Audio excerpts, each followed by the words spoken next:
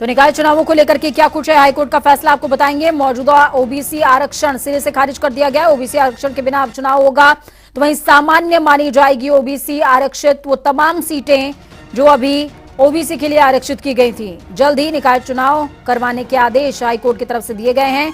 OBC आरक्षण के लिए आयोग बनेगा।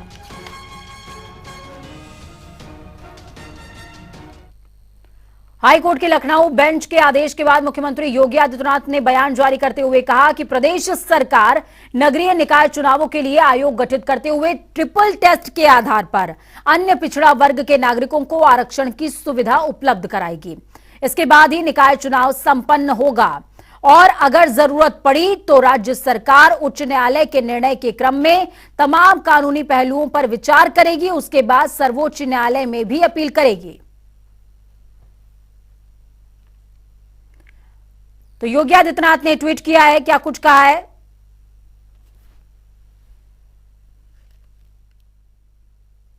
योगी आदित्यनाथ ने साफ तौर पर कहा कि ट्रिपल टेस्टिंग का जो हवाला दिया गया है वो जरूर करवाई जाएगी और आरक्षण प्रक्रिया सुलझने के बाद ही चुनाव करवाए जाएंगे।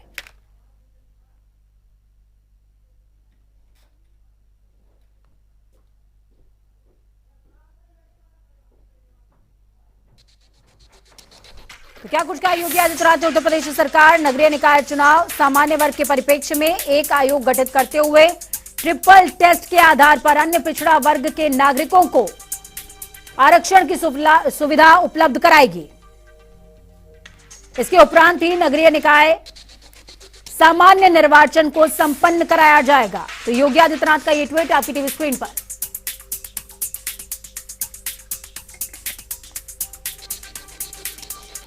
अखिलेश यादव ने भी निशाना साधा है सरकार के ऊपर और निशाना साधते हुए अखिलेश यादव ने क्या कुछ कहा वो भी आपको बताएंगे। सपा प्रमुख अखिलेश यादव ने सरकार पर हमलावर होते हुए कहा है कि आज आरक्षण विरोधी भाजपा निकाय चुनाव में ओबीसी आरक्षण के विषय पर घड़ियाली सहानुभूति दिखा रही है। आज भाजपा ने पिछड़ों के आरक्षण का हक छीना है। कल भाजपा बाबा साहब की ओर से दिए गए दलितों का आरक्षण भी छीन लेगी। आरक्षण को बचाने की लड़ाई में पिछड़ों और दलितों से सपा का साथ देने की अपील अखिलेश यादव ने की है।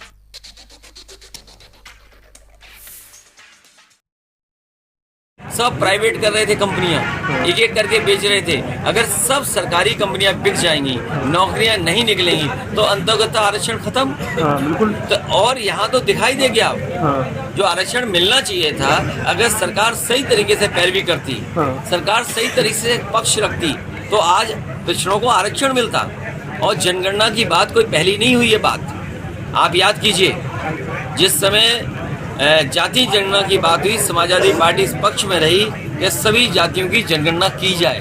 लेकिन आखिर भारतीय जनता पार्टी को कौन रोकता है कि जनगणना ना करे? बिल्कुल।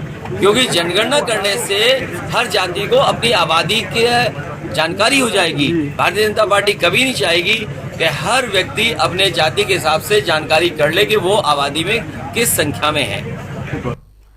तो वहीं दूसरी तरफ आप अखिलेश यादव को सुन रहे थे। मायावती कैसे पीछे रह सकती हैं? सूबे में पिछड़ों की बड़ी लीडर मानी जाती हैं। मायावती ने भी ट्वीट करते हुए कहा है कि यूपी में बहुप्रतीक्षीय निकाय चुनाव में अन्य पिछड़ा वर्ग को संवैधानिक अधिकार के तहत मिलने वाले आरक्षण को लेकर सरकार की कारगुजारी का संज्ञान लेने संबंधी माननीय हाई कोर्ट का फैसला सही मायने में भाजपा और उनकी सरकार की ओबीसी और आरक्षण विरोधी सोच और मानसिकता को दर्शाता है, प्रकट करता है। यूपी सरकार को माननीय सुप्रीम कोर्ट के निर्देश का पूरी निष्ठा और ईमानदारी से अनुपालन करते हुए ट्रिपल टेस्ट ओबीसी आरक्षण की व्यवस्था को समय से निर्धारित करके चुनाव प्रक्रिया को अंतिम रूप देना था, जो नहीं हुआ। इसकी गलती की सजा ओबीसी समाज बीजेपी को जरूर देगा, ये कहना है मायावती का। चलिए, हमारे साथ में इस विषय पर चर्चा करने के लिए रोहित अग्रवाल जुड़े हुए हैं, साथ में आशीष पांडे जी जुड़े हुए हैं। आप एडवोकेट हैं सुप्रीम कोर्ट के। आलोक वर्मा प्रवक्ता हैं भारतीय जनता पार्टी के, हमारे साथ में जुड़े हुए हैं। सबसे पहले मैं आलोक वर्मा जी के पास जाऊंगी। आलोक वर्मा जी, सपने बहुत सजाए थे, पूरे एक भी नहीं हुए। नहीं, हमने तो अदालत ने हमसे जो कुछ पूछा और हमने आरक्षण की प्रक्रिया जो अपनाई थी वो अदालत के सामने रख दिया। अब अदालत ने जिस आधार पे फैसला किया, जो बातें रखी हैं, हम उसके आधार पे आगे बढ़ेंगे। हमारे पास तो आलोक वर्मा जी, हमारे पास तो ट्रिपल फीड कुछ और आई है। हमारे पास ये फीड आई है कि आपके वकील से पूछा जाता है कि भाई आरक्षण प्रणाली आपने किस बिहाव पर लागू करी, तो आपके वकील पूछते हैं, सरकार के वकील पूछते हैं कि भैया आपके पास कोई लीड हो तो आप बता दीजिए। फिर आपको काफी फटकार भी लगी है हाईकोर्ट से। ओबीसी सर्वे जो 2017 के आधार पे जो कराया गया था, उत्तर प्रदेश में पिछड़ों के लिए जिस तरीके से परंपरागत आधार पर आरक्षण लागू होता था, वही प्रक्रिया हमने भी फॉलो किया था। अदालत ने हमसे जो बात कही, कुछ लोग इसमें संतुष्ट नहीं थे, अदालत में गए, अदालत ने हमसे जो पूछा वो बात हमने अदालत में रखी। जिन बिंदुओं पे हमसे पूछा गया उन बिंदुओं पे हमने बात रखी। अब अदालत चाहता है, कोर्ट चाहती है, माननीय हाई कोर्ट चाहती है कि ट्रिपल टी के आधार पे हम आगे बढ़े, बिल्कुल बढ़ेंगे। आयोग एक बनाया जाए, बिल्कुल बढ़ाया जाएगा। और जो फैसला किया है कोर्ट ने, निश्चित रूप से वकील हमारे जो संवैधानिक विशेषज्ञ हैं वो उसको देखेंगे, और अगर सुप्रीम कोर्ट में भी जाने की जरूरत हुई तो निश्चित रूप से हम जाएंगे। देखिए, सबसे बड़ी बात है, आज उत्तर प्रदेश और हिंदुस्तान में भारतीय जनता पार्टी की सरकार है। सब अच्छी तरीके से जानते हैं कि भारतीय जनता पार्टी आज जिस मुकाम पर पहुंची है वो इसलिए पहुंची है कि हमने सबको साथ लिया है, सबके विकास की बात हमने सोची है, सबका साथ हमको मिला है, तब आज भारतीय जनता पार्टी आगे बढ़ी है। जो भी फैसले भारतीय जनता पार्टी ने किए हैं, सबको सामने रखकर किए हैं, सभी जातियों को सामने रखकर के किए हैं। हिंदुस्तान में और उत्तर प्रदेश में सभी को बढ़ना चाहिए, ये भारतीय जनता पार्टी का एक नीति वाक्य है, उसी के आधार पर हम चलते हैं। बहुत सारे फैसले, लेकिन आपके इस मूल मंत्र से जो विपक्षी हैं आपके, वो खासे संतुष्ट नजर नहीं आ रहे। हमारे साथ रोहित अग्रवाल जी जुड़े हुए हैं, प्रवक्ता हैं आप आरएलडी के, राष्ट्रीय लोकदल के। रोहित जी, स्वागत भी है और सवाल भी कि जो पैरवी हुई है सरकार की तरफ से हाईकोर्ट के अंदर, उससे कितनी संतुष्ट है आरएलडी भी और विपक्ष भी? देखिए पूजा जी, भारतीय जनता पार्टी की मंशा बिल्कुल जनता के सामने क्रिस्टल क्लियर होकर सामने आ गई। भारतीय जनता पार्टी चाहती है कि रिजर्वेशन खत्म कर दिया जाए, इसीलिए इन्होंने ये साजिश की, इस तरीके की, और कोर्ट के अंदर इस तरीके से अपने पक्ष को रखा कि कोर्ट को मजबूरन ये आदेश देना पड़ा कि आप बिना आरक्षण के आप चुनाव करा दीजिए। आप मुझे बताइए, भारतीय जनता पार्टी को नहीं पता था क्या कि चुनाव होने वाला है और कब चुनाव होना है? उसके बावजूद आप 2017 के बेसिस पे आप लिस्ट जारी कर देते हैं आरक्षण की। इसका मतलब यह है कि आप तो अटकाना, लटकाना और भटकाना चाहते ही थे। आप यही करते आ रहे हैं। आप बताइए, लेकिन रोहित जी, योगी आदित्यनाथ का बयान भी जारी हुआ है। उस बयान में योगी आदित्यनाथ कह रहे हैं कि हम ट्रिपल टी को फॉलो करेंगे, एक आयोग गठित किया जाएगा और उस प्रोसेस से होते हुए ही चुनाव करवाया जाएगा, किसी के अधिकारों का हनन होने नहीं देंगे।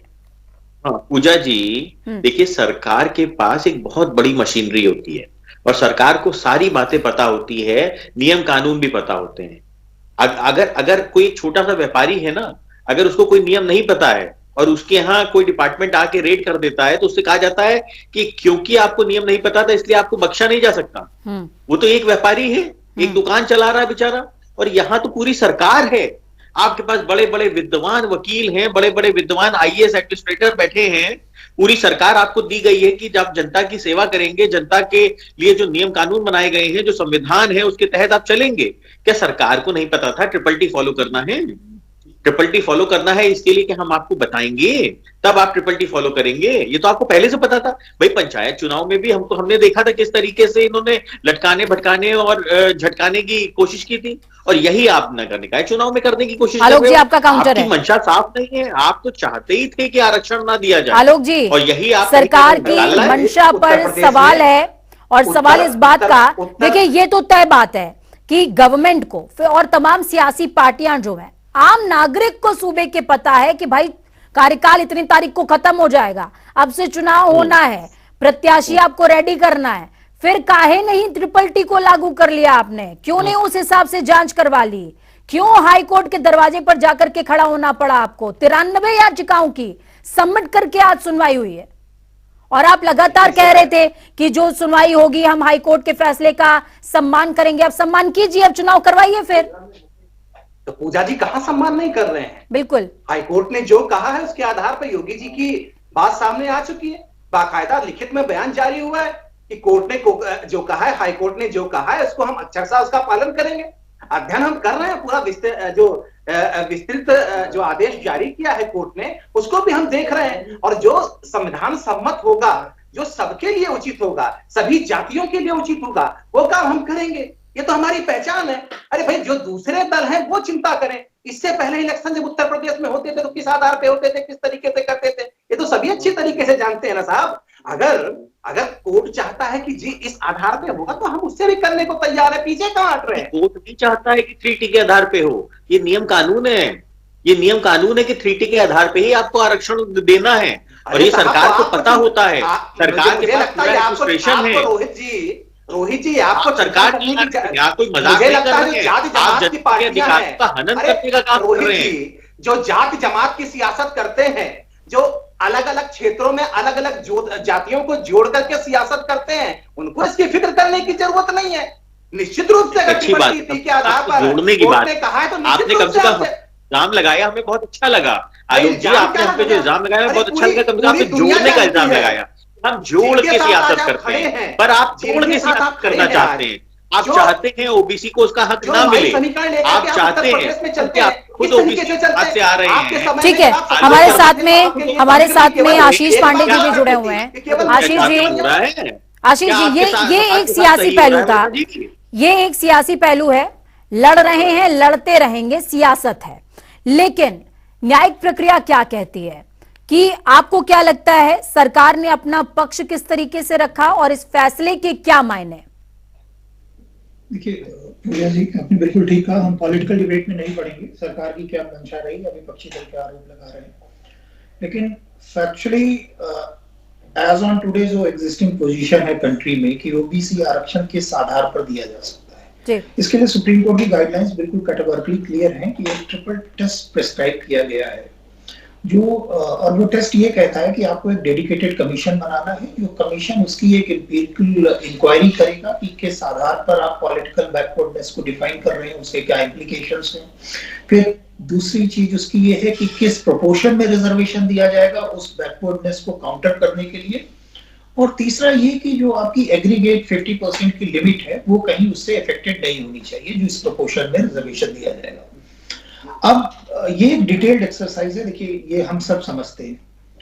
अब किन कारणों से, और ये भी एक फैक्चुअल पोजीशन है कि if I am not wrong 31 जनवरी को ये जो टेन्योर है एग्जिस्टिंग वो कंप्लीट हो रहा है निकाय की जो प्रेजेंट सिचुएशन है। तो किन परिस्थितियों में ऐसे आयोग का गठन नहीं किया गया या क्या मजबूरियां रही सरकार की। देखिए एक हद तक इस चीज को कहा जा सकता है कि ये कोई ignorance of law is no excuse, जैसा हमारे एक पैनल मेंबर कह रहे थे। और सरकार के पास एक काफी हैवी मशीनरी होती है, तो इस तरीके की चीजों का मुझको लगता है शायद ध्यान बेहतर तरीके से रखा जा सकता था। तो शायद एक ये जो एक ऑकवर्डनेस की सिचुएशन सरकार को फेस करनी पड़ रही है कोर्ट के सामने, वो शायद इसको अवॉइड किया जा सकता था। अभी हाई कोर्ट में अगर गवर्नमेंट जाती है यहाँ पर आशीष जी, तो उनके पास क्या विकल्प रहेगा और किस तरीके से ये एक्सरसाइज लगभग कितने टाइम में कंप्लीट होगी, इस तरह का कुछ आप मार्गदर्शन अगर दे सके तो। देखिए मैं इस पर प्रेडिक्शन तो नहीं कर सकता कि कितने समय में आयोग कैसे कॉन्स्टिट्यूट होगा और उसके बाद कितना समय लेगा। लेकिन अगर सुप्रीम कोर्ट भी गवर्नमेंट इसको चैलेंज करती है तो देखिए दो ऑप्शन है लॉजिकली स्पीकिंग, मैं प्रेडिक्ट नहीं कर रहा हूँ, जुडिशियल वर्डिक्ट जो भी है, या सुप्रीम कोर्ट खुद के एक जो प्रिस्क्राइब्ड एक गाइडलाइन है ट्रिपल टेस्ट को लेकर उसको रिलैक्स करे और कहे कि चूंकि इलेक्शंस होने जरूरी है, टेन्योर एग्जिस्टिंग बॉडीज का कंप्लीट हो रहा है, तो इसका इलेक्शन जरूरी है, तो आप विदाउट ट्रिपल टेस्ट के जैसा उत्तर प्रदेश हमारे लखनऊ बेंच ने ऑर्डर दिया है कि जो भी सीटें हैं ओबीसी के लिए जो रिजर्व की गई हैं उसको जनरल कैटेगरी में माना जाए। या तो आप वो रूट ले सकते हैं या दूसरा रूट जो पॉसिबल हो सकता है कि चुनावों को कुछ समय के लिए टाल दिया जाए। अब पॉलिटिकल मैसेज इस समय सरकार देने की कोशिश कर रही है कि आरक्षण चूंकि सैक्रोसेंट है, कई जो उसके लाभार्थी है उनके राइट्स इससे इन्फ्रिंज हो रहे हैं, उनका नुकसान हो रहा है, तो वो चाह रहे हैं कि शायद उनको समय मिल जाए आयोग के कॉन्स्टिट्यूशन के लिए और इस एक्सरसाइज को कंप्लीट कर पाए, सुप्रीम कोर्ट से कुछ रिलैक्सेशन मिल जाए। लेकिन ये सारी चीजें कैसे एडमिनिस्ट्रेटिवली पॉसिबल होगी ये इस पर क्योंकि वो एक टाइम टेकिंग प्रोसेस है, वो एक टाइम टेकिंग प्रोसेस है। चलिए, हमारे साथ में के उपाध्याय जी जुड़ चुके हैं, आप संपादक हैं उत्तर प्रदेश उत्तराखंड के। सर, लगातार हम ये चर्चा कर रहे हैं कि जिस तरीके से हाईकोर्ट का फैसला हुआ, ये फैसला अपने आप में कहीं ना कहीं जनता के लिए एक दुखद डिसीजन है। चुनाव लटक सकते हैं या फिर आरक्षण की प्रक्रिया को सिरे से खारिज कर दिया गया है। एक वर्ग का नुकसान है, सीधे सीधे जनता का नुकसान। सियासी दलों की बयानबाजी तो अपनी जगह पर है, चलती रहेगी। देखिए पूजा, इतना तय है कि चुनाव अभी नहीं होने वाले जी। हाईकोर्ट का जो फैसला आया है, उस फैसले से सरकार सहमत होगी न विपक्ष सहमत होगा। आपने देखा होगा तमाम सारे विपक्ष के नेताओं ने सरकार पर तोहमत लगाना शुरू कर दिया है कि ये पिछड़ा वर्ग की विरोधी सरकार है। लेकिन योगी आदित्यनाथ ने कहा है कि हम आरक्षण के बगैर चुनाव नहीं कराएंगे। इसके लिए वो जो 3 सदस्यीय एक कमेटी बनेगी और आरक्षण को लेकर के उस आयोग को बना करके आरक्षण लागू करेंगे, उसके बाद ही चुनाव होंगे। यानी इतना तय है कि अभी चुनाव, जैसा हाईकोर्ट ने कहा है कि जल्दी करा लिए जाए, तो जल्दी तो चुनाव नहीं होने वाले हैं और सरकार निश्चित रूप से सुप्रीम कोर्ट जाएगी, सरकार ने स्पष्ट कर दिया है। तो फिलहाल चुनाव का कहीं कोई रंग ढंग मुझे दिखाई नहीं देता। ठीक है, आलोक जी, चुनाव के रंग ढंग नजर नहीं आ रहे हैं। उपाध्याय सर हमारे साथ में जुड़े हुए हैं, आप उनके साथ चर्चाओं में जुड़ते रहे होंगे अक्सर। ऐसे में बीजेपी का स्टैंड का क्या है? क्योंकि आप विपक्ष से घिरे हुए हैं, बहुत बुरी तरीके से घिर गए हैं अपने ही फैसले में। जो आपने पहले से इनिशिएट नहीं किया, उसकी खामियाजा कह लीजिए भुगतना पड़ रहा है आपको, या फिर जो भी हो, आपकी मंशा रही हो, जो भी विषय रहा हो, लेकिन आप घिर चुके हैं, बुरे घिर चुके हैं। तो क्या चुनाव डिले होने जा रहे हैं? देखिए, हमें उत्तर प्रदेश के लोगों ने योगी जी की सरकार बनाई थी और इस उम्मीद पे बनाई थी कि सबके हित में जो फैसला हो और जो उचित फैसला हो वो हम करें।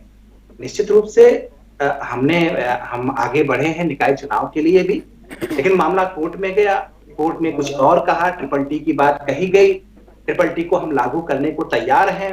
आयोग बनाने की बात की गई, आयोग बनाने को हम तैयार हैं। जो हमारे जो विधि विशेषज्ञ हैं, आलोक जी, आप विषय नहीं समझ पाए, मेरा सवाल आप नहीं समझ पाए। मेरे ख्याल में रोहित जी भी वही बात पूछ रहे हैं, विपक्ष भी वही बात पूछ रहा है, हम भी वही बात कह रहे हैं। ऐसा नहीं है कि सरकार के पास लोग नहीं है, ऐसा नहीं है कि आपके पास मशीनरी नहीं है, उन्होंने आपको बताया नहीं होगा कि भाई ट्रिपल टी होता नहीं है।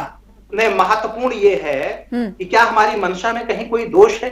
लग रहा है आलोक जी, लग रहा है। दीजिए, आप उसका आकलन कैसे कर सकती हैं? एक मोदी जी का जो लगातार फैसला हुआ है, अभी मानसून सत्र में हम ओबीसी बिल पेश किया हमने है संसद में। क्यों पेश किया? इसलिए पेश किया कि राज्यों में जो राज्य सरकारें हैं अभी तक ओबीसी की लिस्ट में संशोधन नहीं कर पाती थी। यह हमने किया है कि अब वो संशोधन कर सकती हैं। यह हमने सोचा है कि राज्यों को यह अधिकार मिलना चाहिए। दूसरी चीज, क्रीमी लेयर हमने बढ़ाया। पहले क्रीमी लेयर 6 लाख था, हमने उसे बढ़ा के 8 लाख किया। दूसरी चीज, ओबीसी कमीशन था। बहुत सारी सरकारें भारत में आई, चेंज कर सकती थी, अधिकार दे सकती थी। ओबीसी कमीशन को अधिकार हमने दिया, संवैधानिक मान्यता हमने दी। तो हमारा जो लगातार का काम है पिछले 5-10 सालों का, आप देखेंगे तो लगातार सबका साथ, सबका विकास, सबका विश्वास, सबका प्रयास, भारतीय जनता पार्टी इस वाक्य पर चलती है, इस वाक्य को लेकर के आगे बढ़ती है। एक चीज और आलोक जी, मैं आपको याद दिला दूं, एक चीज थोड़ा सा आप मिस कर रहे हैं, एक चीज और मैं आपको याद दिला देती हूँ। 2017 में आपकी सरकार बनती है सूबे के अंदर, उसी आरक्षण प्रणाली को आपने अभी हाईकोर्ट में दिखाया है। 2022 का जब चुनाव आने वाला था, उस दौरान अनुप्रिया पटेल हो या फिर तमाम ओबीसी नेता लगातार दरवाजा खटखटा रहे थे, आपसे कह रहे थे कि साहब आप जातिवार जनगणना करवा लीजिए, लेकिन सुना नहीं किया उस दौरान। अगर उस दौरान आपने ये करवाया होता तो आज ये नौबत नहीं आती। पूजा जी, देखिए, अलग अलग मसलों का जो मुझे लगता है कि जो संवैधानिक मसले हैं, जो बातें रखी जाती है, निश्चित रूप से सरकार उस पर जब फैसले करती है तो कई तरीके की चीजें आती हैं। आप जातिगत जनगणना की बात करती हैं, उसकी कुछ पॉजिटिव चीजें भी हैं, कुछ नेगेटिव चीजें भी हैं। अगर उसकी कभी जरूरत पड़ेगी, निश्चित रूप से उस समय भी अगर बहस हम मतलब जनगणना आप कराना नहीं चाहते, सुप्रीम कोर्ट आप चले जाओगे। इंपॉर्टेंट चीज है ये, देखिए, सबसे इंपॉर्टेंट चीज है। मैंने कहा कि जनगणना कराना नहीं चाहते या सुप्रीम कोर्ट में चले जाएंगे। मैंने कहा कि जब हमारे साथी या हमारे विरोधी दल कोई किसी चीज की मांग रखते हैं, किसी बात की मांग रखते हैं, तो उसके कुछ पॉजिटिव पहलू भी होते हैं, कुछ निगेटिव पहलू भी होते हैं। तो दोनों चीजें जब सामने आती हैं उसके हिसाब से सरकारें आगे बढ़ती हैं। आज जो चीज है, आज जिस पॉइंट पे हम लोग बहस कर रहे हैं, क्या कोर्ट ने जो कहा उस पर हम आगे जाना चाहते हैं? बिल्कुल जाना चाहते हैं। कोर्ट ने कहा कि ओबीसी में अगर किसी को लगता है कि हमें कुछ छुपाने के लिए, बिल्कुल हमारे पास कुछ छुपाने के लिए नहीं है। जिस तरीके से विषय आलोक जी यहाँ पे समझिए, रोहित जी आपका काउंटर है, लेकिन मेरा एक सवाल रहेगा यहाँ पर आलोक जी से। आलोक जी, आपने कहा कि हमारे पास कुछ छुपाने के लिए नहीं है, लेकिन असल में हाईकोर्ट में आपके पास बताने के लिए कुछ नहीं था। हमने हाईकोर्ट में बताया, क्यों नहीं बताया? अरे भाई, हमारे वकील गए, उन्होंने हमसे पूछा कि किसको आप आरक्षण देना चाहते हैं। हमने कहा हाँ, इनको देना चाहते हैं, इनको नहीं देना चाहते। इसके बाद आप क्या करेंगे? दूसरी चीज उन्होंने हमसे पूछा कि जो आरक्षण ओबीसी का आपने लागू किया, किस आधार पर लागू किया। हमने कहा कि जो परंपरागत तौर पर उत्तर प्रदेश में होता रहा है उसके आधार पर के हमने किया है। 2017 में जो सर्वेक्षण हमने कराया उसके आधार पर ओबीसी आरक्षण हमने लागू किया है। कोर्ट सहमत हो सकता है, मैंने कहा ना, अदालत में जब चीजें जाती हैं तो दो चीजें होती हैं, या तो कोर्ट सहमत होता है या तो कोर्ट असहमत होता है। आप हो चुकी है कि भारतीय जनता पार्टी की मंशा चुनाव कराने की नहीं, एक स्थिति बिल्कुल क्लियर हो चुकी है, जनता के सामने आ चुकी है। भारतीय जनता पार्टी चुनाव से भाग रही है। भारतीय जनता पार्टी कोई नादान बालक नहीं है जिसको नहीं पता था कि चुनाव किस तरीके से होना है, कब होना है और उसके लिए हमें क्या प्रक्रिया को फॉलो करना है। ये कह रहे हैं परंपरागत तरीके से हमने कराया। परंपरा से देश चलेगा अब कि कागज से चलेगा, संविधान से चलेगा? तो आप इतने भोले तो नहीं है कि आपको पता है संविधान से चलाना है देश को। भाई, जब आपसे हम बार बार कह रहे थे जातिगत जनगणना कर लो, भाई तब आपने करने का काम आपने क्यों नहीं किया? आपने इसलिए नहीं किया क्योंकि आप कहीं ना कहीं आरक्षण विरोधी पार्टी हैं। आप चाहते हैं गरीब, दलित, शोषित, वंचित, पिछड़ों का आरक्षण खा जाना। आप ये मंशा आपकी बिल्कुल पूरी तरीके से खुल के सामने आ गई है। आप चुनाव से भाग रहे हैं, नगर निकाय के चुनाव से भाग रहे हैं। दूसरी चीज, आपने इस तरीके के पेच आपने हर चुनाव में फंसाने का काम कर लिया है कि हर प्रक्रिया को कोर्ट से गुजर के आना पड़े। आप बताइए, कोई भी पेपर होता है वो पेपर लीक हो जाता है, कोर्ट में पहुंच जाता है। कोई भी भर्ती हो, किसी तरीके की भर्ती हो, वो पेपर लीक होगा, वो कोर्ट में जाएगा। तो इन परंपरा तो इन्होंने कहीं ना कहीं स्थापित कर दी है कि साहब कोई भी काम हो वो बिना कोर्ट के इंटरफेरेंस के वो हो ही ना सके। आप ऐसा कोई काम करना ही नहीं चाहते। आप इतनी मतलब नाकारा सरकार है कि जिसको पूरे प्रशासन की मशीनरी होने के बावजूद आपको ये नहीं पता है कि हमको ट्रिपल टी के तहत कब चुनाव कराना। आशीष जी लास्ट कमेंट मेरा आपसे होगा। ये बीजेपी ने अपना पक्ष रख दिया, आरएलडी यानी कि विपक्ष अपना पक्ष रख रहा है, लेकिन विधिक पक्ष क्या है? अगर मान लीजिए चुनाव नहीं होते हैं, एक पक्ष ये हो सकता है, आपने कहा कि चुनाव डिले हो जाए। चुनाव अगर डिले होते हैं तो क्या जब चुनाव करवाए जाएंगे तो ये ट्रिपल टी फैक्टर पूरा फॉलो होने के बाद ही होगा और कोई रास्ता नहीं है, या फिर हम आगे कुछ और प्रोसेस देख सकते हैं? जी, सवाल मेरे लिए? हाँ जी, आवाज आ रही है आपकी? नहीं, ऑडियो में इधर पर कुछ प्रॉब्लम है। आशीष जी, आप मुझे सुन पा रहे हैं? आपको मेरी आवाज आ रही है? हाँ जी, आवाज आपकी मुझे पूरी तरीके से आ रही है। Please, can you please repeat your question? I couldn't hear. मैं ये कह रही हूँ कि अगर सरकार चुनाव को डिले करती है तो और क्या ऑप्शन होंगे? ट्रिपल टी का जो प्रोसेस है उसको फॉलो करने के बाद ही चुनाव हो सकते हैं, कोई मध्य मार्ग नहीं है? एक चीज को हमें बिल्कुल कैटेगोरिकली समझना चाहिए कि अगर सुप्रीम कोर्ट ने कोई व्यवस्था दी हुई है तो that becomes law of the land, वो भारत का कानून बन जाता है। और अगर आप देखें तो हाई कोर्ट के पास कोई एक जुडिशियल ऑप्शन नहीं था कि विदाउट ट्रिपल टेस्ट आप इन चुनावों को आगे होने देते, क्योंकि वो देश का कानून है और सुप्रीम कोर्ट की तरफ से व्यवस्था दी गई है। अब सुप्रीम कोर्ट की तरफ से दी गई व्यवस्था में रिलैक्सेशन केवल सुप्रीम कोर्ट ही दे सकता है, उसकी सिमिलर बेंच या उससे बड़ी बेंच। तो अब हम देखने की बात होगी, सुप्रीम कोर्ट में जब उत्तर प्रदेश सरकार अपील करती है तो सुप्रीम कोर्ट क्या व्यवस्था देती है। शायद हो सकता है इनको समय दे दिया जाए इस प्रोसेस को कंप्लीट करने के लिए, लेकिन वो एक टाइम बाउंड प्रोसेस होगी। उस समय जो टेस्ट के क्राइटेरियाज हैं, एक टाइम बाउंड प्रोसेस में किस तरीके से उसको सरकार फुलफिल कर पाएगी, आयोग फुलफिल कर पाएगा, ये बहुत सारे ओपन एंडेड क्वेश्चंस हैं जिसका जवाब देना शायद, यानी कि अब हमें इंतजार करना होगा सुप्रीम कोर्ट की दहलीज पर इस पूरे मामले के जाने का। बहुत शुक्रिया आप तीनों लोगों का हमारे साथ जुड़ने के लिए। के उपाध्याय सर भी हमारे साथ में जुड़े। सर बहुत शुक्रिया दर्शन देने के लिए कि कहीं ना कहीं जनता समझ पाए इस विषय को, क्योंकि उनसे सीधा जुड़ा हुआ मुद्दा है और उनको यह भी समझ में आए कि सरकारें और विपक्ष किस तरीके से आरोप प्रत्यारोप तो कर रहे हैं, लेकिन ऐन वक्त पर जब अधिसूचना जारी होती है तब हाईकोर्ट की दहलीज पर विपक्ष जाता है, उससे पहले बात नहीं उठाई जाती और सत्ता पक्ष भी ट्रिपल टी के प्रोसेस को पहले फॉलो नहीं करता है। वक्त